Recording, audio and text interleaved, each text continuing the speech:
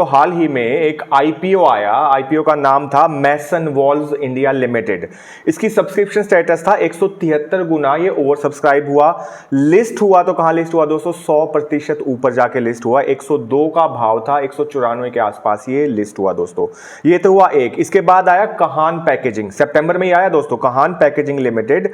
इसकी सब्सक्रिप्शन थी 700 गुना, यानी 730 गुना लगभग ओवर सब्सक्राइब हुआ। ये भी लिस्ट हुआ लगभग 100% ऊपर, 80 रुपए का भाव था, 152 पे लिस्ट हुआ।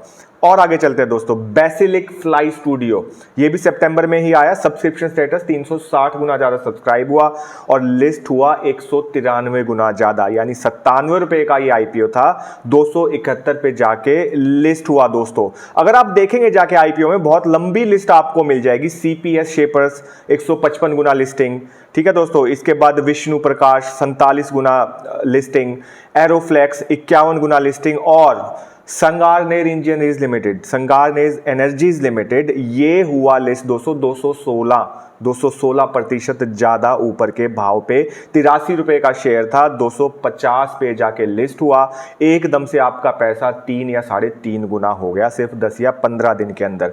तो दोस्तों एक माउथ वाटरिंग डील तो ये है, काफी लोगों के मुंह में पानी आ रहा है इस चीज को देख के कि आप पैसा लगाएं और 10 दिन के अंदर ही आपका पैसा डबल या ट्रिपल हो जाए। और सब्सक्रिप्शन इतना ज्यादा हो रहा है दोस्तों, इतना ज्यादा हो रहा है कि 100-200% तो नॉर्मल हो गया इसके अंदर सब्सक्राइब होना।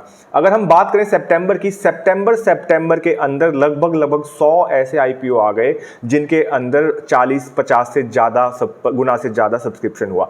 अब दोस्तों थोड़ा सा कंफ्यूजन है इसमें, वो मैं दूर कर देता हूं। अभी तक जो मैं बात कर रहा था ये एसएमई आईपीओ की बात कर रहा था। ये वो नॉर्मल वाला आईपीओ नहीं है जो आप पहले अप्लाई करते थे, एलआईसी का किया, पेटीएम का किया, ये वो वाला आईपीओ नहीं दोस्तों। ये एक अलग आईपीओ है जिसको कहा जाता है एसएमई आईपीओ। इसके अंदर ही इतनी ज्यादा सब्सक्रिप्शन हो रही है और इसके अंदर ही इतनी बड़ी बड़ी लिस्टिंग्स हो रही हैं। तो दोस्तों इस वीडियो में मैं आपको क्लियर करूंगा कि एसएमई आईपीओ आखिर है क्या, कैसे आपको एसएमई आईपीओ को अप्लाई करना है, कहां पे जाके ये लिस्ट होता है, कब इसको बेच सकते हैं, कितने में इसको बेच सकते हैं, कौन कौन इसको ले सकता है, सारी क्वेरीज का जवाब, क्योंकि काफी सारे क्वेश्चंस मेरे पास इसको लेके आ रहे हैं। तो इस वीडियो में सारी क्वेरीज का जवाब, सारे सवालों का जवाब आपको मिल जाएगा दोस्तों। मेरा नाम है हितेश सिंधु और ये मेरा चैनल है बंबई बुल। अगर पहली बार मेरे चैनल पे आए तो प्लीज इसको सब्सक्राइब कर लीजिए। तो दोस्तों बात करते हैं एसएमई आईपीओ की। दो तरह के आईपीओ होते हैं दोस्तों, एक जिसकी हमने अभी बात की एसएमई आईपीओ यानी स्मॉल मीडियम एंटरप्राइज आईपीओ, और दूसरा मेन बोर्ड आईपीओ। जो दूसरे आईपीओ मैंने बताए थे एलआईसी पेटीएम वाले, वो है मेन बोर्ड आईपीओ। इनमें डिफरेंस क्या है दोस्तों? इनमें डिफरेंस ये है, जो मेन बोर्ड आईपीओ है ये बड़ी कंपनियां हैं। आप एलआईसी को उठा के देख लीजिए, आईपीओ को उठा के देख लीजिए, इनका वैल्यूएशन हजारों करोड़, लाख करोड़ के अंदर होता है। और जो ये एसएमई आईपीओ की कंपनियां हैं ये छोटी कंपनी है दोस्तों। छोटी कंपनी मतलब 1 करोड़ से लेके 10 करोड़, 12 करोड़, 15 करोड़, 25 करोड़ तक की ये कंपनी है जिनका ये एसएमई आईपीओ है। और आईपीओ कितने आ चुके हैं ये भी आपकी आंखें खोल देगा दोस्तों। लगभग 100 आईपीओ दोस्तों इस फाइनेंशियल ईयर में आ चुके हैं, जिसमें से लगभग 25 आईपीओ तो अकेले सितंबर के अंदर ही आ गए दोस्तों। इतना बड़ा डेटा है, हर दूसरे दिन 1 या 2 आईपीओ यहां पे आ रहे हैं। एसएमई आईपीओ में दोबारा से बता दूं, बात कर रहा हूं। अब फर्क दूसरा और क्या फर्क है दोस्तों एसएमई आईपीओ और मेन बोर्ड आईपीओ में? मेन बोर्ड आईपीओ में जहां पे आप लगभग 15,000 रुपए इन्वेस्ट करके एक लॉट ले लेते हैं, वहीं एसएमई आईपीओ में आपको मिनिमम टू मिनिमम 1 लाख रुपया, जी हां दोस्तों 1 लाख रुपया इन्वेस्ट करना पड़ता है। तो काफी लोग क्या करते हैं दोस्तों, 5-6 लोग मिलके मेन फ्रेम आईपीओ की बजाय एसएमई आईपीओ ले लेते हैं अगर उन्हें उसमें फायदा दिखे तो ये हुआ एक डिफरेंस। दूसरा बड़ा डिफरेंस क्या है दोस्तों? दूसरा बड़ा डिफरेंस ये है कि जो एसएमई आईपीओ है उसको आप एक साथ ही बेच सकते हैं। मतलब आपने 1000 का लॉट लिया, एक लॉट 1 लाख रुपए का आया, 1000 का लॉट है, तो आपको पूरे लॉट को एक साथ बेचना पड़ेगा दोस्तों। जहां हालांकि मेन फ्रेम अगर आईपीओ की मैं बात करूं तो वहां पे आप अलग अलग बेच सकते हैं। मान लीजिए एलआईसी का आईपीओ आपको मिल गया, मान लीजिए एलआईसी का आईपीओ आपको अलॉट हो गया, तो वहां पे आप 1 शेयर बेच सकते हैं, 2 शेयर बेच सकते हैं, 4 शेयर बेच सकते हैं, पूरे शेयर बेच सकते हैं। लेकिन एसएमई आईपीओ में ऐसा बिल्कुल भी नहीं है। एसएमई आईपीओ में आपको पूरा का पूरा लॉट बेचना पड़ेगा। 1000 का ये लॉट होता है मिनिमम, तो पूरा लॉट आपको बेचना पड़ेगा, पूरा लॉट आपको खरीदना पड़ेगा। अब दूसरा सवाल आता है दोस्तों, दूसरा सवाल ये कि इसके लिए क्या हमें अलग से डीमैट अकाउंट खुलवाना पड़ेगा या अलग से एनएससी बीएससी में रजिस्टर करना पड़ेगा? तो दोस्तों मैं बता दूं आपको, पहले से ही बीएससी एनएससी में इनका अकाउंट ऑलरेडी है। अकाउंट का मतलब ये है कि अगर मैं बीएससी की बात करूं और एनएससी की बात करूं तो बीएससी में ऑलरेडी दो अलग से प्लेटफॉर्म है जहां पे इनकी ट्रेडिंग होती है।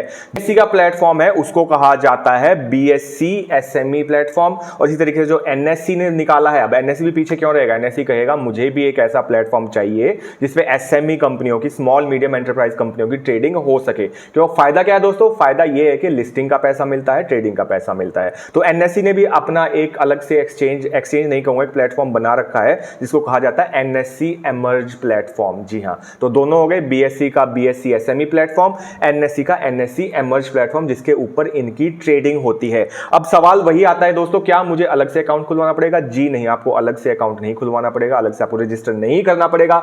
ऑलरेडी आपका अकाउंट है एंजल में, जीरोधा में, आप स्टॉक्स में, तो आप इसको जैसे नॉर्मल शेयर खरीदते बेचते हैं वैसे ही आप भी इसमें इन्वेस्ट कर सकते हैं। वैसे ही आप आईपीओ के लिए अप्लाई कर सकते हैं, जैसे आप एंजल वन में दूसरे आईपीओ को अप्लाई करते हैं किसी को भी, मेन फ्रेम आईपीओ को, वैसे ही आप इसको भी अप्लाई कर सकते हैं। फर्क वही है दोस्तों, वहां पे 15,000 आपको एक लॉट का देना है, यहां पे 1 लाख से ऊपर आपको एक लॉट का देना पड़ेगा दोस्तों। अगला सवाल ये, जो ये शेयर्स हैं जो कि लिस्ट होते हैं बीएससी एसएमई पे या फिर एनएससी एमर्ज पे, क्या ये मेन एनएससी या बीएससी में जा सकते हैं? बिल्कुल जा सकते हैं दोस्तों। अगर इनका वैल्यूएशन, सारा खेल ही वैल्यूएशन का दोस्तों, जैसा मैंने बताया 1 करोड़ से 25 करोड़ तक है, उस वाले प्लेटफॉर्म पे रहेगा जो छोटे वाला प्लेटफॉर्म है यानी एमर्ज और एसएमई प्लेटफॉर्म पे। अगर इसका वैल्यूएशन बढ़ जाएगा तो ये नॉर्मल मेन फ्रेम जो आपका एक्सचेंज है उसके ऊपर आ जाएगा, फिर पहले की जैसे ट्रेड होगा और कम शेयर भी आप खरीद बेच सकते हैं, लेकिन तब तक पूरा लॉट ही आपको खरीदना बेचना पड़ेगा दोस्तों। अगला सवाल ये कि क्या मैं इन शेयर्स को, अगर मुझे अलॉट हो गया, मान लीजिए मैंने कोई एसएमई आईपीओ अप्लाई किया,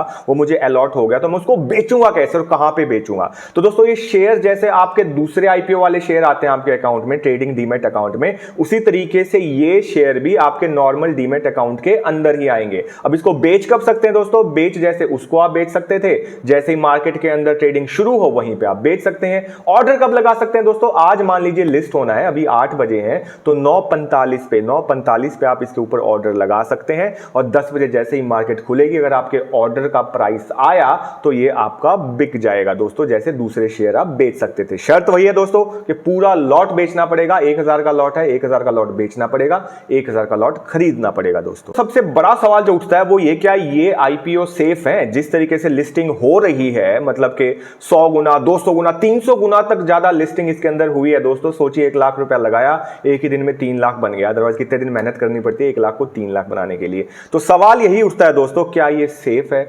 एक चीज बिल्कुल क्लियर है दोस्तों, आपको भी इतना तो पता ही होगा कि जितना बड़ा प्रॉफिट उतना ही बड़ा रिस्क।